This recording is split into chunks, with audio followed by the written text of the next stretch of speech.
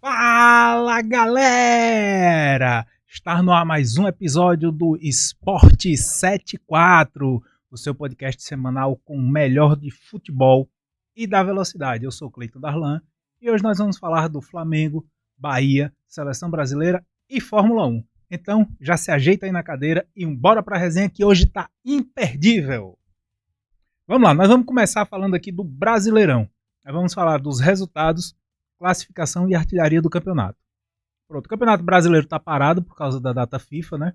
A data FIFA veio aí com esses dois jogos na quinta-feira e na terça-feira, amanhã. Mas antes de falar de data FIFA, vamos para o Campeonato Brasileiro, né? O resultado da última rodada. 11ª rodada do Campeonato Brasileiro foi Bahia 2, São Paulo 1, Vasco 0, Bragantino 2, Mirassol 1, Sport 0, Santos 0, Botafogo 1, Juventude 0, Grêmio 2, Flamengo 5, Fortaleza 0, Corinthians 0, Vitória 0, Ceará 0, Atlético Mineiro 1, Cruzeiro 2, Palmeiras 1, Internacional 0, Fluminense 2.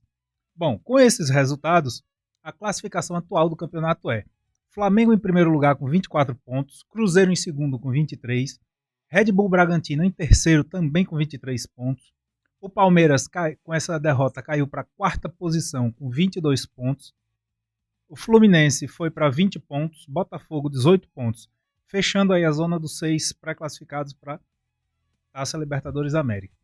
Bahia também está com 18 pontos, Mirassol 17 pontos, Atlético Mineiro 17 pontos, Ceará 15 pontos, Corinthians também 15 pontos, Grêmio também 15 pontos.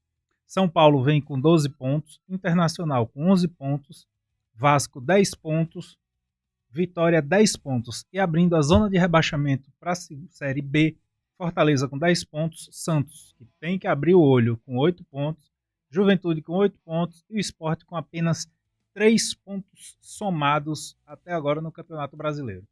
A artilharia continua com o Georgian de Arrascaeta do Flamengo com 9 gols, o vice-artilheiro é o Caio Jorge do Cruzeiro com 8 gols e com 7 gols em terceiro lugar vem o Pablo Verratti do Vasco.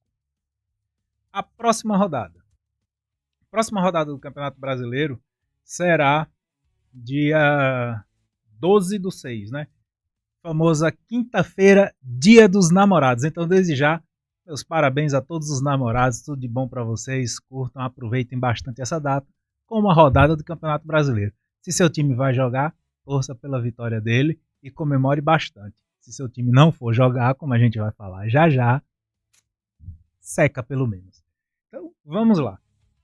A rodada desta quinta-feira, ela começa às 19 horas com Red Bull versus Bahia, em São Paulo.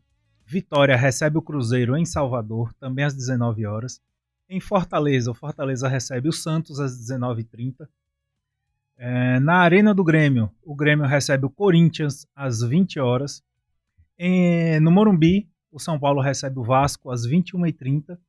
E na Arena Galo Cego, o Atlético Mineiro recebe o Internacional, também no dia 12, às 21h30.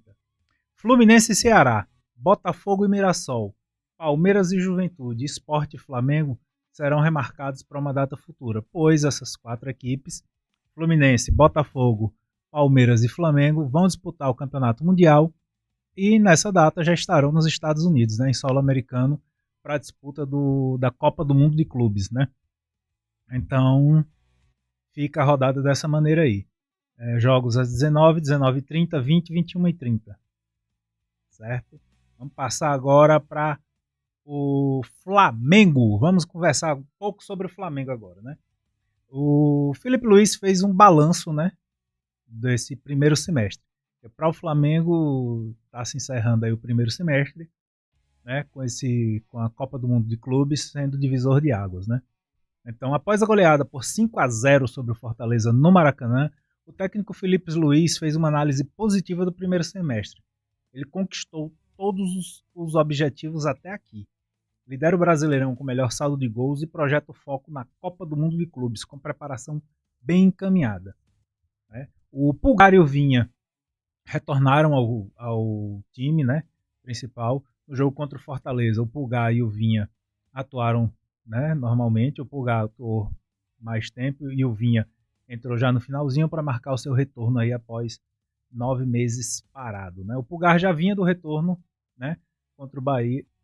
Quer dizer, na verdade, o Pulgar sentiu no jogo contra o Bahia no dia 10 de maio e vinha parado desde então, né? E ambos os jogadores reforçam o elenco do Flamengo para a Copa do Mundo de Clubes. Uma notícia boa que chegou, né, para o Flamengo também, né? R$ 1 milhão em caixa. Isso mesmo, R$ 1 milhão. É um patrocínio do governo do estado do Rio de Janeiro. O governo do estado do Rio de Janeiro patrocinou o Flamengo com R$ 1 milhão para a montagem da Casa Flamengo. O que é a Casa Flamengo? A Casa Flamengo é o ponto de encontro dos flamenguistas em Orlando, nos Estados Unidos, né? Então, foi montada toda uma estrutura lá e o governo do estado viabilizou esse R$ 1 milhão ao Flamengo para poder ajudar nos custeios para que o torcedor carioca e brasileiro que vá aos Estados Unidos se sinta totalmente em casa, né, em Orlando.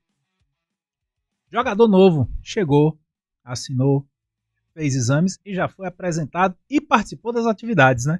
O Jorginho, ele foi oficialmente apresentado, né? No dia 6 ele foi anunciado oficialmente como reforço do Flamengo até julho de 2028. Ele escolheu a camisa 21, que é a camisa que ele vem jogando, né, sempre, desde da própria seleção italiana e os clubes por onde ele passou. Ele foi apresentado no Ninho, onde já conheceu toda a estrutura, conheceu os companheiros de trabalho e já treinou junto com os novos companheiros. Então tá aí, o Jorginho já está sendo ambientado ao clube. E detalhe, Jorginho disse que tem muita informação para passar para o Felipe Luiz, dos times europeus que vêm para essa Copa do Mundo de Clubes, né? E mais dinheiro em caixa. Além do 1 milhão do governo do estado, o Flamengo já recebeu 65,8 milhões de reais da FIFA. Pois é, do valor a ser pago pela participação do Flamengo na Copa do Mundo de Clubes, esse valor de 65 milhões a FIFA já adiantou em território brasileiro, evitando assim aquele medo que o Flamengo estava com a questão da taxação americana, né? E o governo americano não isentou a participação dos clubes em solo americano e seria taxado em 40% o valor de todas as premiações. Então, sendo assim, o Flamengo já recebeu aí 65,8 milhões, né? Foi depositado diretamente na conta do Flamengo aqui no Brasil como incentivo e não premiação pela participação. Denominações dadas pela FIFA para fugir do tarifaço americano. Pois é, e vamos agora falar um pouco sobre a Copa do Mundo de Clubes, né? A Copa do Mundo, ela vai ser disputada agora nos Estados Unidos entre 14 de junho a 14 de julho de 2025. É o primeiro campeonato nesses moldes que a FIFA promove. Então é um evento teste, né? Por ser a primeira vez, mas vem aí com tudo. Segundo a FIFA, esse evento será realizado de 4 em 4 anos, um ano antes da Copa do Mundo, substituindo a antiga Copa das Confederações. Aguinha? Uma aguinha aqui para... Então, falando sobre a Copa do Mundo, né? O Flamengo ele encerra os preparativos no Brasil para a disputa da Copa do Mundo de Clubes nesse dia 11, né? Quando embarca rumo aos Estados Unidos e faz sua estreia no dia 16 de junho, às 22 horas, contra o Esperance da Tunísia, com transmissão. Isso! O Estúdio 74, junto com o Sport 74 e o Consulado do Flamengo Fraternidade em Petrolina, farão essa transmissão exclusiva para vocês. Quem estiver na região de Juazeiro Petrolina é só ir até o Consulado Fraternidade, que fica ali nas Palhinhas, na Francisco de Paiva Neto, número 4, no Clube da Finco. Só se dirigir lá, né, manto do Flamengo, faz o seu check-in lá na entrada e assiste o jogo lá com a galera. Top! Vocês já puderam acompanhar, nós já fizemos 2 eventos testes, né, para essa transmissão.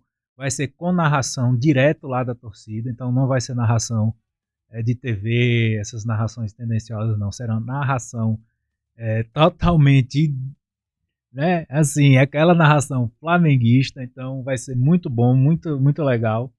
direto lá da Fraternidade. Provavelmente entraremos ao ar a partir das 21 horas. A ser ainda confirmada essa questão de horário e tudo, mas assim que for confirmado, no próximo programa a gente já passa para vocês questão de horário e tudo, mas não esqueçam, transmissão exclusiva na Fraternidade, no YouTube da Fraternidade, a gente vai deixar link aqui e tudo, do campeonato, da Copa do Mundo de Clubes, certo? Transmissão exclusiva, não percam, a gente está com uma estrutura legal, muito boa para poder trazer para vocês esses jogos do Flamengo na Copa do Mundo de Clubes. Bom, essas foram as notícias, né, do Flamengo para esse período. A gente encerra o Flamengo aqui. Agora vamos falar um pouco sobre o Bahia. Bora, Bahia! Bom, uma análise, né? Mudança funciona e Bahia vence o São Paulo com volume ofensivo. O Rogério Ceni voltou a usar a formação com pontas e centroavante, escalando Ademir e William José, autor dos 2 gols. O tricolor dominou o jogo, teve posse e repertório ofensivo e conseguiu controlar o São Paulo, para assegurar a vitória que colocou o esquadrão na 5ª colocação no Campeonato Brasileiro. Só que essa 5ª posição, já depois dos outros resultados, o Bahia caiu um pouquinho, foi para 7º lugar, se eu não me engano. Mas o Bahia está cada vez mais com uma atuação mais concisa, né? Uma prova de que o trabalho do Rogério Ceni é um bom trabalho, tem que ser dado tempo para que seja feita as adaptações, as correções do trabalho, tudo direitinho. Então, parabéns à diretoria do Bahia, né? Ao Grupo City pela manutenção sempre do Rogério Ceni no cargo. É um cara que a gente já vê desde o seu primeiro trabalho lá no São Paulo, que ele é um cara que tem uma visão de futebol muito boa, que sabe o que está fazendo. Então, show de bola, Rogério Ceni está começando a decolar aí no Bahia, né? Bom, o Bahia fez, né, um jogo agora pelo meio de semana, né, na semana passada, mais precisamente, pela Copa do Nordeste. Aí o resultado foi uma vitória por 3-1, venceu o Náutico na Arena Fonte Nova. Thiago marcou 2 gols e Michel Araújo marcou o terceiro, né? Saiu do banco e balançou as redes. Rodrigo Nestor e Ademir contribuíram com as assistências. Com a vitória, o time assegurou a melhor campanha da primeira fase e o próximo jogo pela Copa do Nordeste será contra o Fortaleza em data e horário a serem definidos ainda. Né? Que tá uma loucura aí esse calendário do Bahia. O Bahia já fez 41 jogos esse ano. Tem clubes aí pelo mundo afora que faz 41 jogos na temporada. O Bahia fez em 6 meses 41 jogos. E ainda tem essa disputa de quartas de final, semifinal e final da Copa do Nordeste, aliado à participação agora, né, na Sul-Americana, Campeonato Brasileiro, enfim, é uma maratona de jogos aí para o Bahia. Só que o Bahia usou o time, né, o Sub-20, né, na Copa do Nordeste. Não sei se continuará usando o Sub-20 nas próximas fases, né? Se o próximo jogo mesmo é contra o Fortaleza. O Fortaleza a gente ainda não sabe. Deve vir com o time completo, né? E tudo, e então o Bahia deve começar a mesclar aí seu time principal para a participação da Copa do Nordeste. Porque, afinal de contas, é título, e título tem que ser disputado e ganhado. Então a gente vai encerrar agora o Bahia e vamos falar sobre Seleção Brasileira. Seleção Brasileira teve o início oficialmente da era Ancelotti, né? O Ancelotti está aí, foi apresentado, já deu entrevista, falou sobre convocação, falou sobre sua expectativa, já assistiu jogos em estádios no Brasil para sentir de perto como está o futebol brasileiro e oficialmente no dia 2 de junho teve início a era Ancelotti na Seleção Brasileira. Os jogadores se apresentaram, né? Entre o dia 2 e o dia 3, fizeram ali um trabalho de reconhecimento de campo, aquela coisa toda, viajaram e no dia 5 enfrentou o Equador em Guayaquil, em um jogo como estamos totalmente acostumados, né? Sem criatividade, sem conjunto, sem objetividade, sem nada, só com a camisa, no caso não foi nem amarela, foi com a camisa azul em campo, né? Então foi um jogo enfadonho, onde foi um empate por 0-0, né? A seleção brasileira não mostrou criatividade, não criou oportunidades, não assustou, né, o Equador, bem como também não conseguiu. O que nos mostra apenas uma melhora no sistema defensivo, né?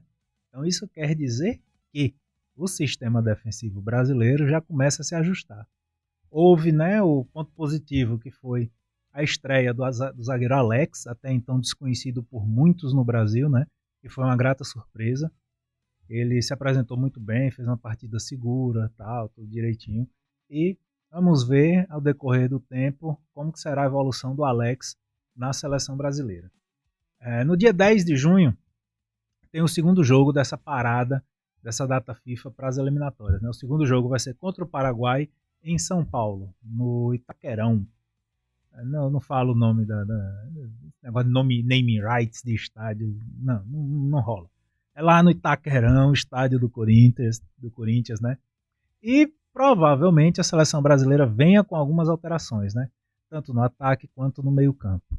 Então vamos ver como se comporta o time do Ancelotti nesse segundo jogo. E isso serviu para provar que em 3 dias não dá para se montar uma seleção, né? O time foi montado, jogou, se apresentou de maneira, né, muito abaixo do esperado. E vamos ver agora nesse segundo jogo, né, que já tiveram mais 3 dias de treino, então já seria uma semana de trabalho. Vamos ver como que a equipe vai se apresentar dessa maneira. E fora de campo, bom, fora de campo a CBF continua aquela bagunça de sempre, né? E esses jogos serviram apenas para ser um balde de água no incêndio que insiste em queimar, né? Vamos ver, fora das 4 linhas, como que a CBF vai se comportar a partir de agora, né? O novo presidente está aí, já tomou posse, já deu entrevista, já meteu pés pelas mãos, mas enfim, vamos seguindo adiante e vendo aí o que é que essa CBF vai aprontar para a gente da agora em diante, né? E dessa maneira a gente encerra também, né, esse bloco falando sobre seleção brasileira. No próximo episódio a gente já traz classificação de eliminatória, situação já com o Brasil possivelmente classificado ou lutando por uma vaga ainda, mas por enquanto é só sobre seleção brasileira. Agora, se ajeite aí no seu cockpit que vamos falar sobre Fórmula 1. Vamos correr agora. Agora é hora do de acelerar. Falando em acelerar, tem mudança, viu? Vai ter mudança para 2026 na Fórmula 1. Mas antes das mudanças, a prova que aconteceu, né, da Fórmula 1 agora foi a pole position e a vitória de Oscar Piastri, da McLaren. O australiano conquistou a pole e venceu, dominando a corrida de ponta a ponta, ampliando a vantagem no campeonato para 186 pontos, 10 a mais do que o Lando Norris, que agora marca 176 pontos. Essa prova também foi uma grata surpresa pela melhor prova do brasileiro, né? Tem muita gente que não sabe, mas temos um brasileiro na Fórmula 1, que é o Gabriel Bortoleto. Ele corre pela Sauber e essa foi a sua melhor colocação até agora na temporada. O Bortoleto terminou em 12º, né? Então, resultado bom para ele, né?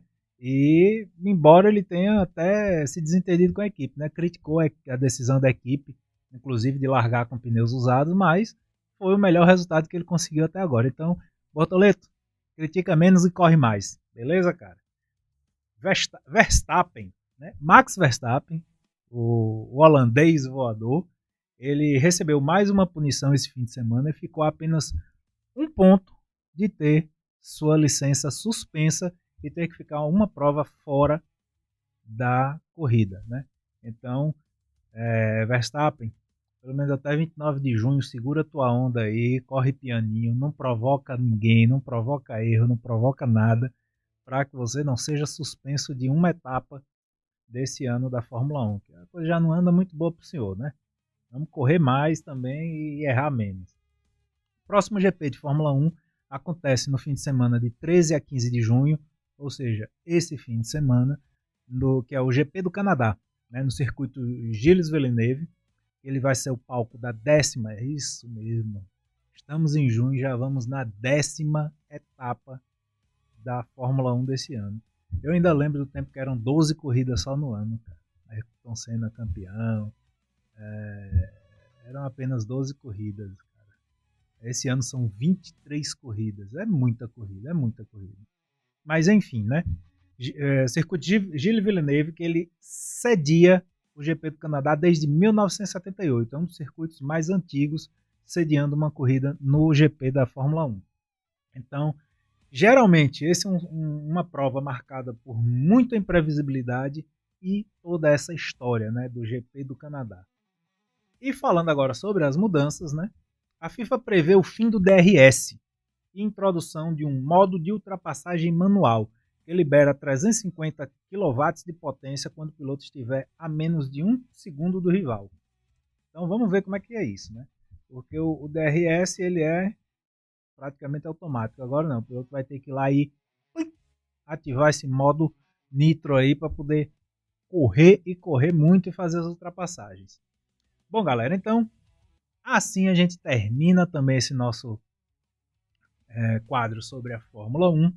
E agora nós vamos para os agradecimentos finais aqui desse episódio de hoje, né? É isso aí, galera. Mais um Sport 74 na conta, com tudo que você precisa saber para começar bem a sua semana, né? Sobre futebol, Flamengo, Bahia, Seleção Brasileira e a Fórmula 1, né?